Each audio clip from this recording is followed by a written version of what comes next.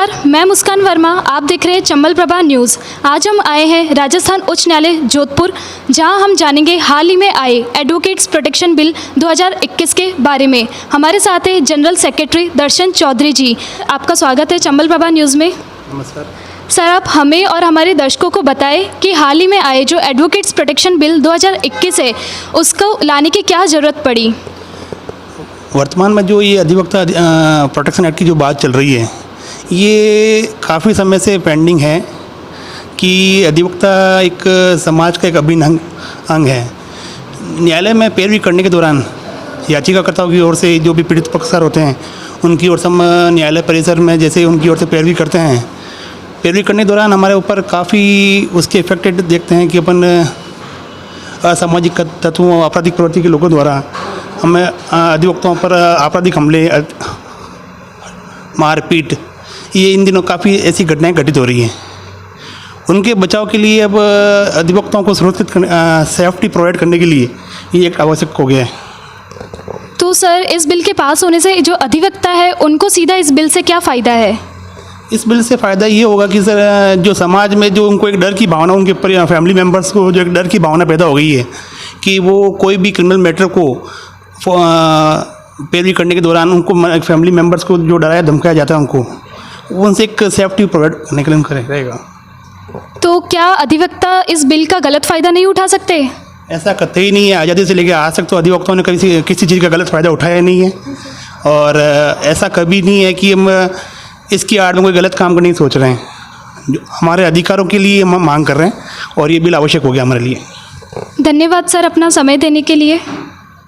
तो दोस्तों, सीधी सट कार्यक्रम के दौरान मैं रामू दुबे और हमारे साथ अभी नितन्या सोलंकी जी हैं, जो कि राजस्थान हाई कोर्ट में अधिवक्ता हैं, और इनसे भी हम बात करेंगे कि इस बिल के जो अधिवक्ता प्रोटेक्शन बिल है, इसके आने से क्या वकीलों को फ़ायदे हैं, किस प्रकार इसका इम्प्लीमेंट होगा, और वकीलों को जो समाज में हो रहे अत्याचारों से कैसे छुटकारा मिल सकता है। तो नमस्कार सर, स्वागत है आपका। सर, हमें बताएंगे इस बिल के आने से जो मैं चीज़ें कह रहा हूँ कि क्या फ़ायदे हैं, और किस प्रकार वकीलों पे जो अत्याचार हो जाते हैं उनसे कैसे वकीलों को इस बिल के द्वारा फ़ायदा मिलेगा।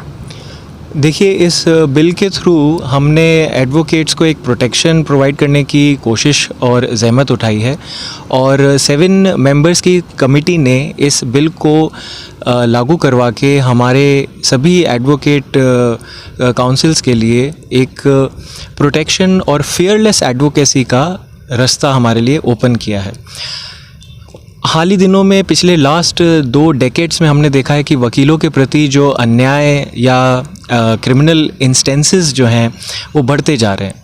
उसकी वजह से वकील अपनी आर्ग्यूमेंट्स जो कोर्ट्स में प्रेजेंट करते हैं, कंटेंशंस जो कोर्ट में प्रेजेंट करते हैं, वो फेयरलेसली नहीं कर पाते। इस बिल के लागू होने के साथ साथ हमारे पास में एक कॉन्फिडेंट लेजिस्लेशन रहेगा, जिसके वजह से हम लोग जो भी आर्ग्यूमेंट्स और कंटेंशंस है वो सबसे पहले फेयरलेसली प्रोफेस कर पाएंगे, एडवोकेट कर पाएंगे। दूसरा, अगर कोई भी थ्रेट, कोई भी असॉल्ट, क्रिमिनल इंटिमिडेशन, अगर थ्रेट भी किया जाता है वकील को खुद या उसके किसी फैमिली मेम्बर्स को, तो उसका भी प्रावधान इस बिल में बतौर प्रोविजंस के थ्रू इंट्रोड्यूस किया गया है। इसके अलावा यहाँ पे कंपनसेशंस को लेके, वकील की प्रोटेक्शंस को लेके, पुलिस प्रोटेक्शन से लेके सारी चीज़ों को बहुत कॉम्प्रिहेंसिवली डिस्कस किया गया है।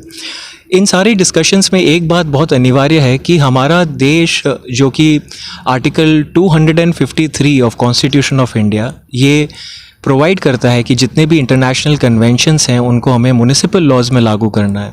तो उन्हीं म्युनिसिपल लॉज को लागू करते हुए 8th यूनाइटेड नेशन की कॉन्फ्रेंस का एक प्रावधान हमने यहाँ पे इंट्रोड्यूस करके, हमारे संविधान के थ्रू इंट्रोड्यूस करके लागू करने की कोशिश करी है। मैं कंक्लूड करना चाहूँगा ये कह के कि अगर ये प्रोटेक्शन बिल जो हमारे सभी एडवोकेट फ्रेटर्निटी के लिए इंट्रोड्यूस किया गया है, इसको अगर पास कर दिया जाता है तो उससे बहुत फ़ायदा होगा। इसका कोई नुकसान नहीं है, और जिस तरीके की बातें जो बिल में लिखी गई है वो बहुत ही अनिवार्य है। इन्हीं सारी बातों को हमें पहले ही लागू कर देना चाहिए था, लेकिन देर आए दुरुस्त आए वाली बात है। और जैसे ये बिल एक्ट के रूप में तब्दील कर दिया जाएगा तो हमें एडवोकेसी में एक प्रोफेशनल नॉच जो एक लॉयर प्रेजेंट करना चाहता है अपने आप को कोर्ट में, जिस तरीके से प्रोफेशनल एथिक्स उससे डिमांड करते हैं, उन सारी चीज़ों का उल्लेख हमें कोर्ट रूम्स में देखने को मिलेगा।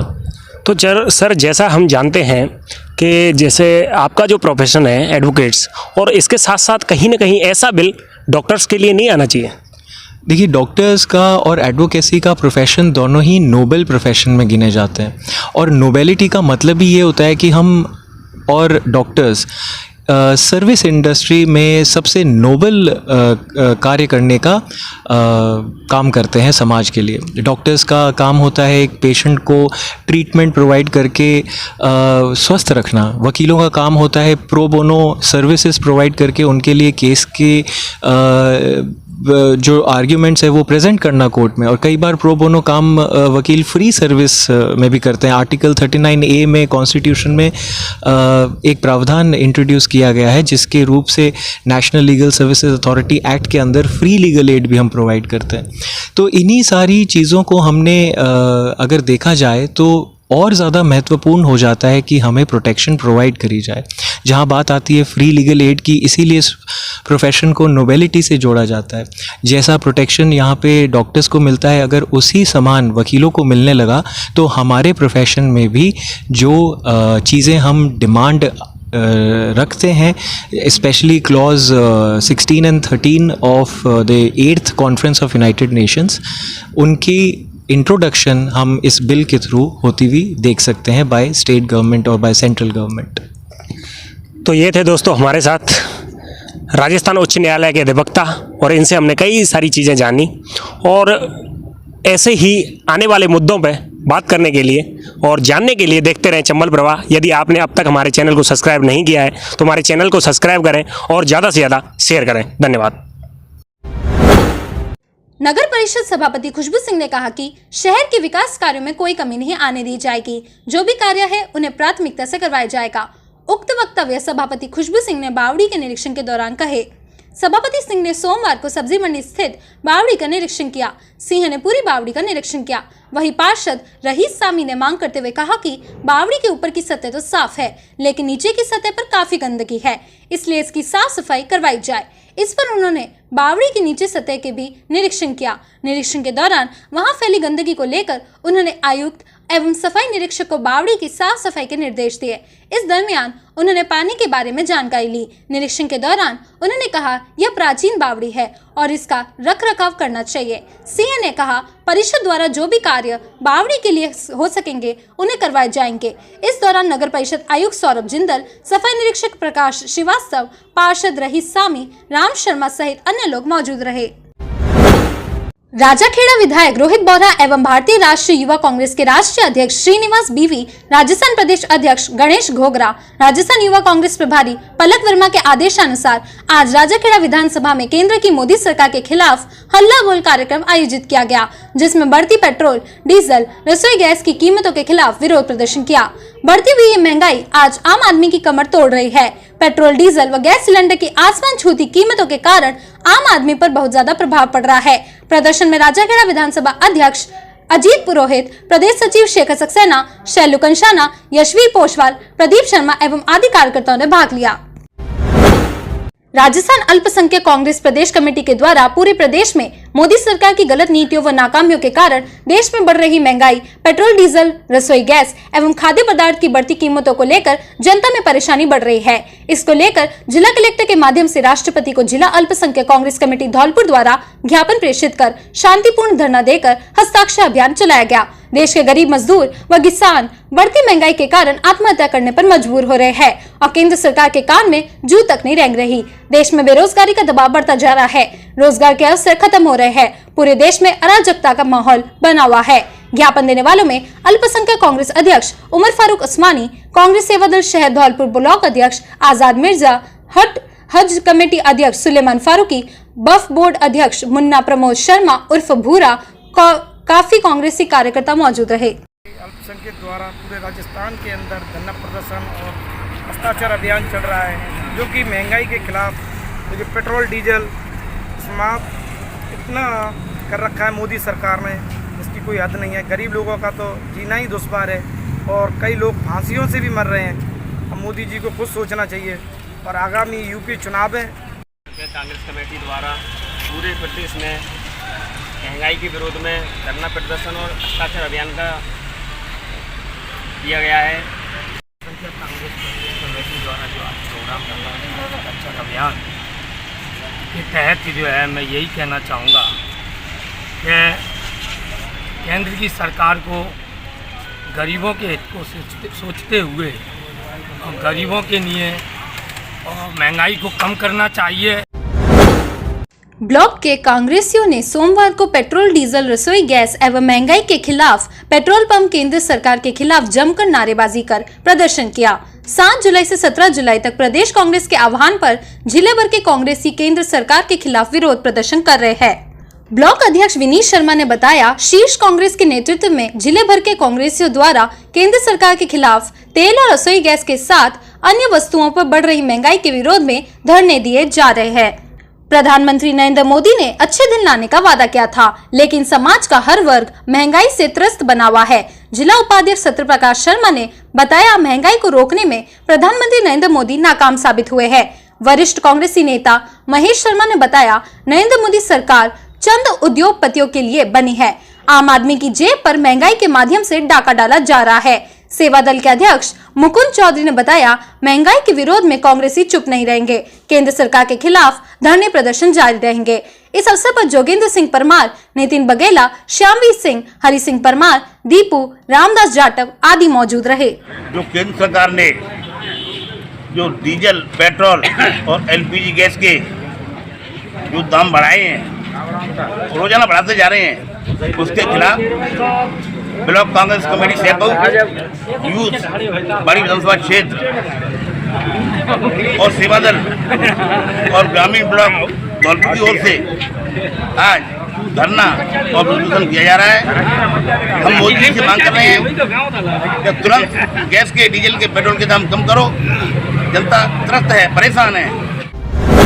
विद्युत विभाग की टीम पर रविवार को हुए हमले के बाद जिला कलेक्टर और एसपी केसर सिंह शेखावत उपखंड के मानपुरा गांव पहुंचे और पूरे प्रकरण की गहनता से जांच पड़ताल की। जिला कलेक्टर ने मामले को गंभीरता से लेते हुए विद्युत विभाग के तकनीकी सहायक बलबीर मीणा को सस्पेंड करने के निर्देश दिए और अवैध विद्युत कनेक्शनों को हटाने व ग्रामीणों द्वारा अनुचित तरीके से चलाए जा रहे कूलरों व अन्य उपकरणों को सीज करने के निर्देश दिए हैं। और जिला कलेक्टर ने विद्युत लाइन व लाइट के पोलों को मौके पर ही हटवाया गया। इस मौके पर जिला collector SP Kesar Singh Shekhawat, SDM Manish Kumar सहित विद्युत विभाग के अधिकारी मौजूद रहे। सरमथुरा से विष्णु सोनी की रिपोर्ट। सरमथुरा उपखंड के बड़गांव ने एक टैंकर अनियंत्रित होकर एक मकान में घुस गया, जिससे मकान का एक हिस्सा क्षतिग्रस्त हो गया। साथ ही गनीमत यह रही कि परिवार के लोग दूसरे साइड के हिस्से में थे, जिससे बड़ी जनहानि टल गई और टैंकर चालक टैंकर को छोड़कर मौके से फरार हो गया। सरमथुरा से विष्णु सोनी की रिपोर्ट। भारतीय जनता पार्टी अनुसूचित जाति जनजाति मोर्चा धौलपुर द्वारा धरना प्रदर्शन किया व राज्यपाल के नाम कलेक्टर को ज्ञापन दिया गया, जिसमें गहलोत सरकार के विफल शासन में राजस्थान प्रदेश में दलितों के खिलाफ अत्याचार बेतहाशा बढ़ा है। अभी धौलपुर बाड़ी कस्बे में रामेश्वर जाटव की हत्या, झालावाड़ में कृष्णा वाल्मीकि की पीट कर हत्या, गंगानगर में किशन नाल मोची पर जानलेवा हमला, पाली में एक दलित युवक की सर कुचलकर मारने की घटना, मांडलगढ़ में दलित युवक को पेड़ से बांधकर मारपीट करने की घटना, अलवर में दलित बच्चों की साथ बलात्कार की घटना सहित प्रदेश के सभी इलाकों में दलितों पर अत्याचार की निर्मम घटनाएं सामने आई है।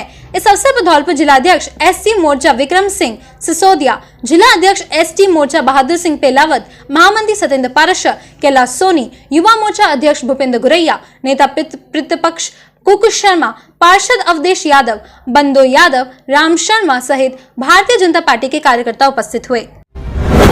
सरमथुरा कस्बे में पत्थर इकाइयों से निकलने वाली स्लरी लेपा मुख बधिर पशुओं के लिए जानलेवा साबित हो रही है। कस्बे के महाकालेश्वर मंदिर के समीप स्लरी में एक बैल 3 दिन से फंस रहा था, जिससे स्थानीय लोगों की कड़ी मशक्कत के बाद आज बाहर निकाला गया है। आपको बता दें कि पूर्व में भी कई जानवर स्लरी के दलदल में फंस चुके हैं। साथ ही स्लरी के टैंकर चालक स्लरी को निर्धारित स्थान पर न डालते हुए इधर उधर डाल जाते हैं, जिससे मूक पशु पानी समझकर स्लरी को भी पी जाते हैं और काल के ग्रास में समा जाते हैं। सरमतुरा से विष्णु सोनी की रिपोर्ट। कई आयुक्त जोगाराम सिंह के नेतृत्व में आज आबकारी टीम और पुलिस ने बड़ी कार्रवाई को अंजाम दिया है। बताया जा रहा है कि गुजरात ना की स्कूल बस से मध्य प्रदेश निर्मित अंग्रेजी देशी शराब को गुजरात सप्लाई के लिए ले जाया जा रहा था। मुखबिर की सूचना पर कार्रवाई को अंजाम दिया गया है। हालांकि अभी तक मामले में आबकारी विभाग या पुलिस ने कोई जानकारी नहीं दी है, लेकिन ये शराब लाखों रुपए की कीमत की बताई जा रही है। हमसे हमेशा जुड़े रहने के लिए हमें सब्सक्राइब करें और बेल आइकन दबाएं।